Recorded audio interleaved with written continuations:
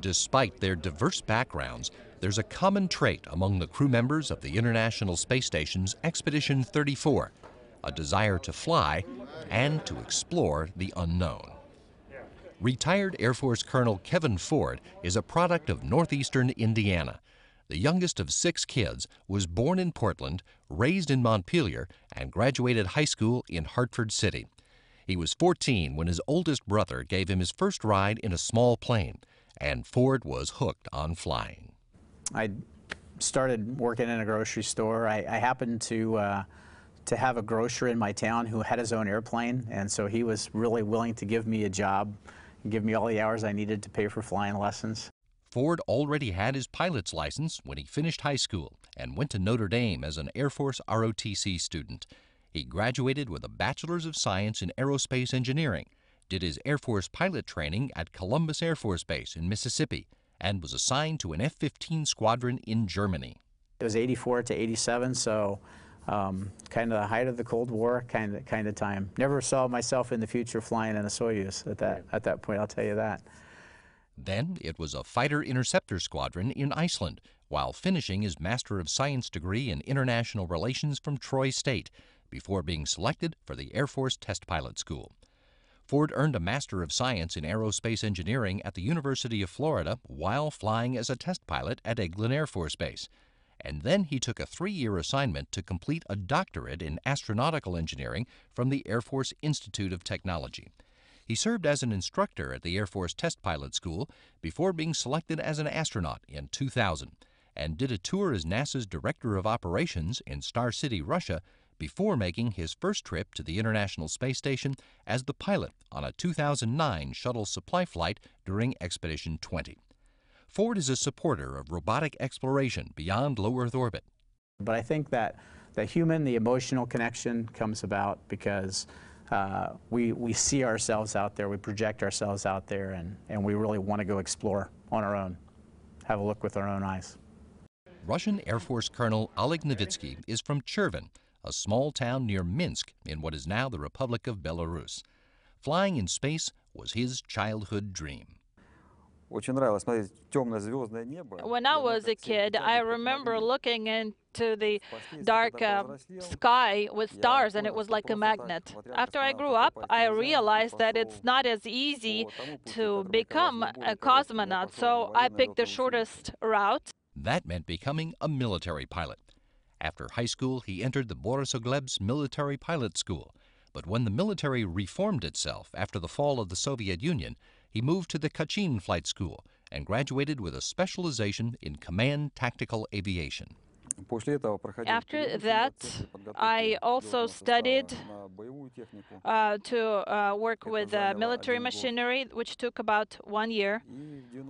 And in 1995, I was assigned to work in the city of Budyonnovsk, Stavropol region, where I started working as a military pilot. Over the years, Novitskiy was an active duty pilot and rose to become the deputy commander of a squadron based in the North Caucasus. He studied military unit management at the Yuri Gagarin Air Force Academy before serving as commander of an attack air squadron, and was selected to begin cosmonaut training in 2007. He was serving as the Russian Space Agency's Director of Operations in Houston when he was selected for his first flight. I think throughout our entire flight, we accumulate experience and knowledge, just like athletes who train to break a record. So we are preparing, and I hope that in the future we will perform a long-duration space flight, hopefully to Mars. Russian Air Force Lieutenant Colonel Evgeny Tarelkin is the son of a military pilot and a military doctor. He was born in Pervomesky in the Chita region in southeastern Siberia, but lived all over the country. In his desire to become a pilot, he made his first parachute jump at the age of 11, despite not weighing enough to make the system work. I added sand to my pockets, to my boots, and so I did come to weigh 50 kilos, so I went ahead and I jumped. Tarelkin graduated from high school in Chkalovsky, near Star City, spent time at a military academy in Monino, graduated from the Eisk Air Force Pilot School and then the Yuri Gagarin Military Academy with a specialty in air transport operations and air traffic management. His first job was at the Gagarin Cosmonaut Training Center as a flight test engineer, training cosmonauts in survival skills and, as luck would have it, parachuting. Being that close to the cosmonauts got him thinking, I could do that. I thought I was ready, I felt prepared, I felt I had the knowledge, and I thought that maybe I'll make more contribution as part of the cosmonaut corps. After almost 4 years training cosmonauts, including zero-gravity training in aircraft and underwater, Tarelkin was selected to join the Cosmonaut Corps himself in 2003 and take on a new role in the effort to explore beyond Earth orbit. This low Earth orbit stage is really necessary, but we need to look forward and to think about flying to stars, to other planets, maybe meet our alien brothers there. Who knows? Canadian Space Agency astronaut Chris Hadfield was born in Sarnia, Ontario, and grew up there and on a farm in Milton, near Toronto. The space race had captured his imagination by the time he was 9 and watched Neil Armstrong walk on the moon. And Hadfield thought to himself, I'm going to grow up to be something. Why not that? But then when I look around, I'm thinking, I'm a 9-year-old kid and I'm a Canadian. What are my odds? Not very good. But I thought, well, you know, up until yesterday, people couldn't even go and walk on the moon, and now they can, so maybe I can too. And so I started getting ready that night, basically started, what do I need to do next? Hadfield got into advanced courses in school and on the academic track that led to college, but he also became a ski instructor while learning how to fly as a member of Canada's Air Cadets. They teach them a bunch of technical things, they teach them self-discipline, they give them levels of responsibility that they might not get otherwise as teenagers. And in my case, I spent one summer learning to be a glider pilot and getting my glider pilot's license. And right at the age of 16, I became a powered pilot. Hadfield joined the Canadian Armed Forces right out of high school and earned a bachelor's in mechanical engineering from the Royal Military College.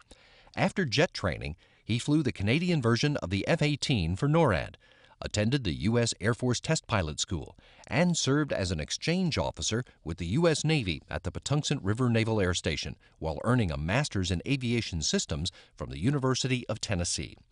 Hadfield was selected as an astronaut by the Canadian Space Agency in 1992 and assigned to the Johnson Space Center in Houston. On his first space flight, the 1995 shuttle mission that delivered a docking module to the Mir space station, he became the first Canadian to operate the shuttle's Canadarm on orbit. After serving as chief astronaut for CSA, he made his second flight on the 2001 shuttle mission that delivered Canadarm2 to the International Space Station, and he performed 2 spacewalks, the first ever made by a Canadian astronaut. Hadfield served as NASA's Director of Operations in Star City, Russia, retired from the Canadian Air Force as a colonel, and then served in a variety of roles within NASA's astronaut office before getting this assignment to support the research on board the International Space Station.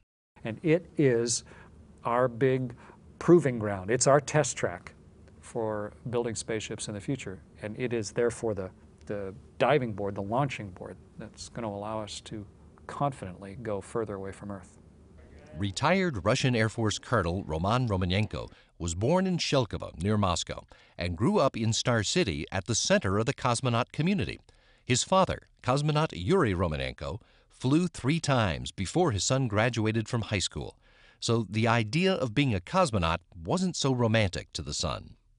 Whenever I went on a trip or on a picnic, a business trip, I was always with my dad, and I would just always be in contact with cosmonauts, and I thought it would be always normal to be with them. There was nothing special about it for me.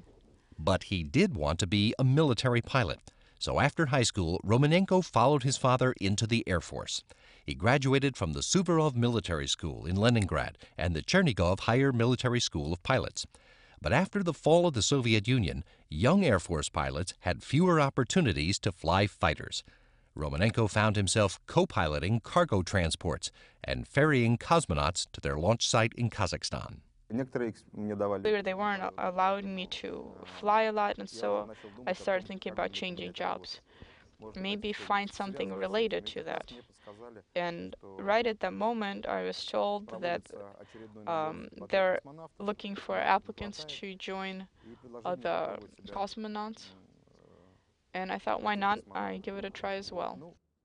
Romanenko was selected as a cosmonaut candidate in 1997 and made his first spaceflight in 2009, commanding the Soyuz spacecraft that brought he and 2 crewmates to the International Space Station to expand its crew to 6 for the first time on Expedition 20. Romanenko has also served as deputy commander of Russia's Cosmonaut Corps, while his nation has worked with its international partners to get ready for the next journey.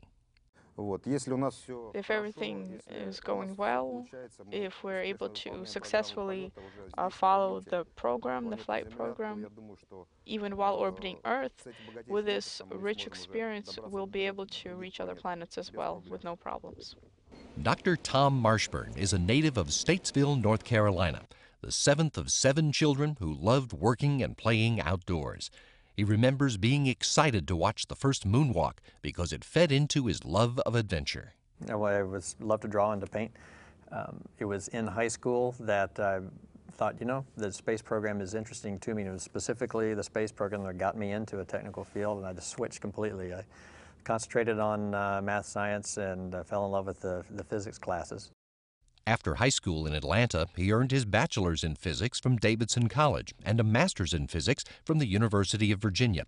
But he also came to understand that his talents might lie more in working with people. I actually came down to the Johnson Space Center and started knocking on doors, asking for a job after I received my master's degree. One of the doctors that worked here said, you ought to get a medical degree because NASA's going to need doctors someday. So I did. Marshburn earned a Doctor of Medicine at Wake Forest, trained as an emergency room physician in Toledo, Ohio, and then worked in an ER in Seattle before being accepted in the first class of NASA's Space Medicine Fellowship Program to train as a flight surgeon. In that role for NASA, Marshburn has worked in the shuttle program, in Star City, Russia for NASA personnel assigned as part of the International Space Station program, and as lead flight surgeon for shuttle and station crews. He was selected as an astronaut in 2004 and made his first spaceflight on a 2009 space shuttle mission, during which he made 3 spacewalks to complete the construction of the Kibo Laboratory Complex and get the International Space Station in shape for its mission as a testbed that will help human beings prepare for the next stage of space exploration. You'd have to build something and then test it out over a long period of time. Well, that's what the space station is. And with the Russian technology, with a lot of technology the international partners have come up with, we're able to find out how we can maintain these things we call people for a long period of time in space.